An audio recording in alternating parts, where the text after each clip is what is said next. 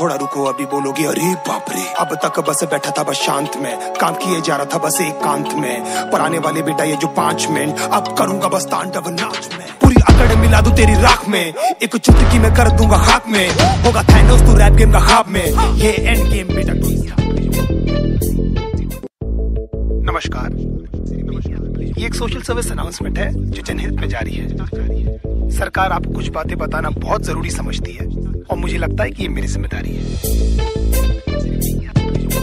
मैं काफिर आप सभी का स्वागत करती हूँ आपके अपने YouTube चैनल काफिर की दुनिया। दोस्तों, वैसे तो हमने आपको पहले नबी के बारे में बताया ही था, जो उम्मीद करूंगी आपको पसंद आया होगा।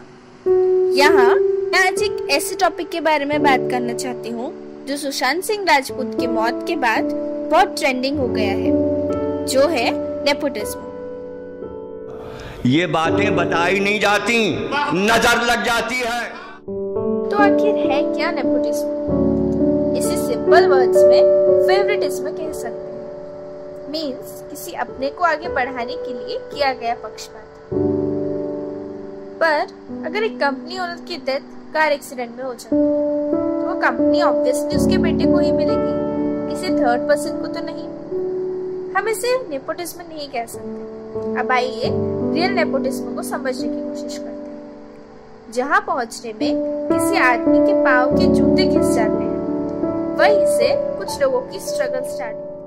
Everyone has their own journey and their own struggle. It's like we're almost like blaming them for being born in a family, which is not right. I think everybody has their own struggle. सबका struggle अलग होता है. Difference यही है कि जहाँ हमारे सपने पूरे होते हैं वहाँ इनका struggle शुरू होता है. इसे नेपोटिज्म कहते हैं, जो कि सब जगह I mean हर फील्ड में, और मेरे हिसाब से सबसे ज्यादा एजुकेशन सिस्टम में। कैसे? रुकिए मैं बताती हूँ। मान लीजिए आपको 80% मार्क्स आए और आपके दोस्त को 50%, पर आपका एडमिशन नहीं होता और आपके फ्रेंड का हो जाता है बिकॉज वो एक स्पेशल कास्ट से बिलोंग करता है। तो क्या ये नेपोटिज्म का केस नहीं है? आई थिंक है, क्योंकि प्रिविलेज तो यहाँ भी मिली है because he comes from in special caste. वैसे आपको अभी तक मेरी बात क्लियर नहीं हुई। एक और एग्जाम्पल देखते हैं।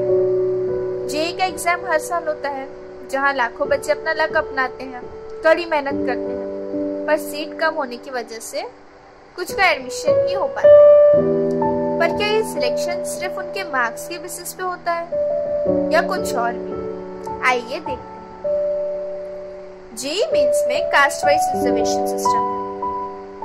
अब जैसे कि आप स्क्रीन पे देख ही सकते हैं, general quota 40.5%, general EWS 10%, SCs 15% and ST 7.5% और OBCs 27%। अब ये तो सीट रिजर्वेशन की बात हो गई, बट यहाँ सिर्फ एडमिशन के लिए यही बेसिस होता है क्या?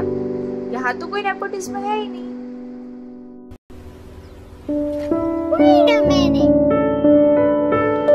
जी नहीं, यहाँ पे कट ऑफ मार्क्स का रोल आता है, जो नेपोटिज्म को फेवर करता है। जनरल सीट के स्टूडेंट्स को 89, जनरल EWS को 78, OBC 74, SC 54, वैसे ही ST को 44 मार्क्स चाहिए। अब देखा आपने कितना डिफरेंस है, पर नेपोटिज्म यहाँ खत्म नहीं होता। आइए इस सिस्टम को और डिटेल में जानते हैं, तब हमें पता चलेगा कि कैसे एक कास्ट को डायरेक्टली प्रमोट किया जाता है। अब यहाँ जो स्टूडेंट 89 के अबव मार्क्स स्कोर करते हैं, भले वो किसी भी कास्ट के, उनका एडमिशन जनरल कोटा में ही होता है। रिजर्व सीट की बारी उसके बाद आती है। इसकी वजह से जनरल कास्ट के कई टैलेंटेड बच्चों को एडमिशन नहीं मिल पाता, जो कि शायद 44 मार्क्स लाने वाले स्टूडेंट से तो ज्यादा ही डिजर्विंग है। अब अगर आप उनसे पूछेंगे तो वो बताएंगे कि इस कास्ट सिस्टम की वजह से वो कितने डिप्रेशन में आ गए हैं, और यहीं से कास्ट के लिए हेट आना शुरू होता है। वैसे यहाँ मेरा मतलब ये बिल्कुल नहीं है कि SC या ST स्टूडेंट्स डिजर्विंग नहीं है। मेरा पॉइंट सिर्फ इतना है कि स्टूडेंट्स का सिलेक्शन सिर्फ उनके परसेंटेज और मार्क्स के अकॉर्डिंग होना चाहिए, ना कि कास्ट के अकॉर्डिंग।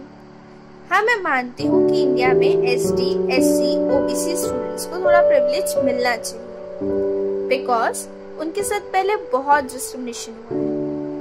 पर इसके बेस्ट वे ये होंगे कि उनकी एजुकेशन फीस पे डिस्काउंट कर दिया जाए या फिर प्राइमरी बेसिस पे उनको भरपूर मौका मिले ताकि इन फ्यूचर सबको इक्वल प्लेटफॉर्म मिले। वैसे ये मेरी पर्सनल सोच है। अब आइए जानते हैं कि ये कास्ट सिस्टम है क्या और ये आया कहाँ से। ऋग्वेद का मंडल 10 सूक्त 90 मंत्र 12 के श्लोक में कहा गया है कि ब्रह्मा जी के मुख से ब्राह्मण, भुजाओं से क्षत्रिय, मध्य भाग से वैश्य और पांव से शूद्र बने हैं। यही वो मंत्र है जो लोगों को गुमराह करने के लिए उपयोग में लाया जाता है। जैसे कि आप जानते हैं कि हिंदी भाषा में मुहावरे और अलंकारों का बहुत उपयोग होता है। जैसे कि एक प्रेमी अपनी प्रेमिका को हमेशा कहता है कि मैं तुम्हारे लिए चांद तारे तोड़ के ला सकता हूँ। अब क्या वो सच में चांद तारे तोड़ने की बात करता है?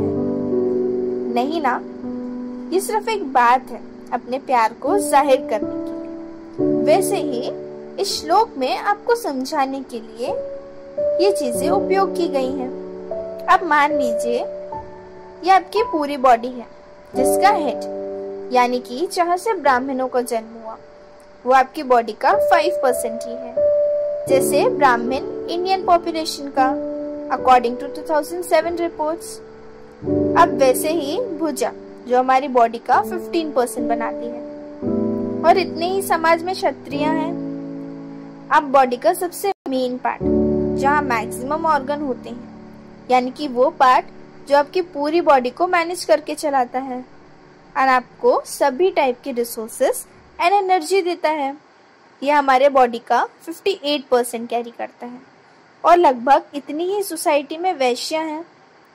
नाउ बॉडी का रेस्ट पार्ट यानी कि लेग जो कि बॉडी को खड़ा करते हैं और सबसे इम्पॉर्टेंट पार्ट है वो 22% बॉडी का पार्ट कवर करते हैं यानी सेम परसेंटेज शूद्र की पॉपुलेशन है। तो यहाँ एक बात तो क्लियर हो गई कि यहाँ बॉडी पार्ट से उनका मतलब आपको सिर्फ सोसाइटी में 1% समझाना था। अब इसको और डिटेल में समझते हैं। अब यहाँ देखिए आपके हेड का एक्चुअल काम होता है सोचना और आपको समझाना। ये सेम काम आपके टीचर्स, साइंटिस्ट, स्कॉलर्स या इंटेलेक्चुअल लोग करते हैं और इन्हें ही वर्ण व्यवस्था के अंतर्गत ब्राह्मण कहा गया है। वैसे ही हैंड हमारी बॉडी को प्रोटेक्ट करते हैं। आपकी बॉडी पे कोई भी अटैक करे तो आपके डिफेंस सिस्टम में सबसे पहले आपके हाथ ही आते हैं। जैसे कि अगर हमारे देश पे कोई भी हमला करे तो सबसे पहले आर्मी पर्सन से लड़ते हैं और इन्हीं को एंशिएंट टाइम में क्षत्रिय कहा जाता था। जैसे कि मैंने आपको पहले ही बताया कि हमारे शरीर का मध्य भाग जहाँ सारे ऑर्गन्स होते हैं और वो भाग जो हमारे शरीर को गतिमान रखने हेतु कार्य करता है। ठीक उसी प्रकार जिस प्रकार बिजनेसमैन, इंडस्ट्रियलिस्ट, कॉर्पोरेट हाउस हमारे देश की इकोनॉमी के लिए वर्क करते हैं और इन्हीं को वैश्य कहा गया है। अब आते हैं शूद्र। मैं यहाँ एक सवाल पूछूंगी, क्या कोई भी इंसान बिना पाँव के खड़े रह सकता है? नहीं ना, हमें खड़े होने के लिए पाँव की जरूरत होती है। पूरे शरीर का भार पाँव पे होता है, जैसे पूरे समाज का बोझ लेबर्स उठाते हैं और इन्हें ही शूद्र कहा गया है।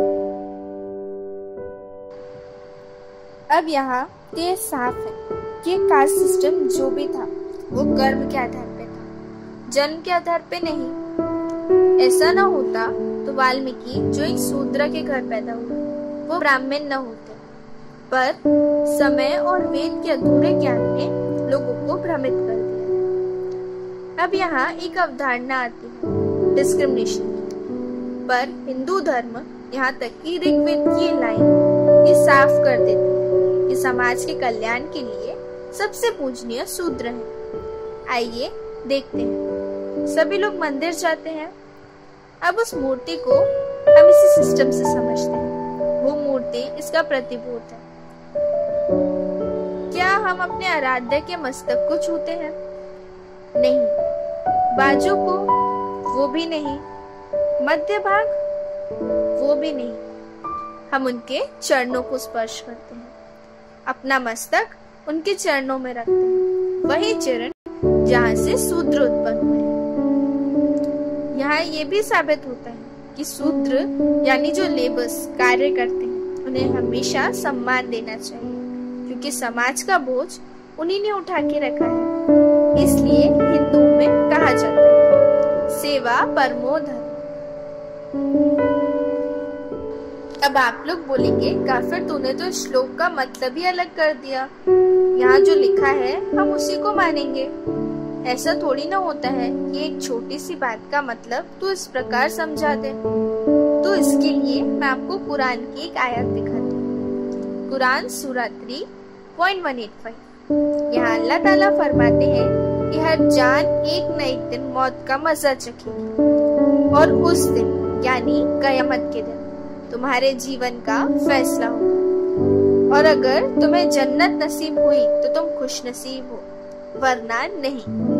और ये जो जिंदगी है ये एक धोखे की टट्टी के सिवा कुछ और नहीं। अब क्या यहाँ अल्लाह ताला ये कहना चाहते हैं कि सभी मुस्लिम की जिंदगी धोखे की टट्टी है? नहीं ना, वो एक उदाहरण देके लोगों को समझा रहे हैं। जब कुरान में मुहावरे यूज हो सकते हैं तो वेद में क्यों नहीं? जबकि मुहावरे और अलंकार हमारी हिंदी साहित्य का अभिन्न अंग है। एक काव्य बिना अलंकार के नहीं लिखा जा सकता। तो आप कहते हैं कि हमारे ग्रंथ बिना इसके होंगे?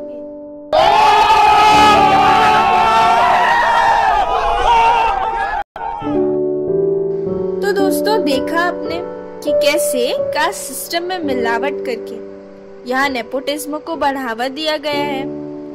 वैसे यहाँ कास्ट सिस्टम को समझाना बहुत जरूरी था कि एक्चुअली में कास्ट का कॉन्सेप्ट क्या था, और आज लोगों ने अपने फायदे के लिए उसे क्या बना दिया।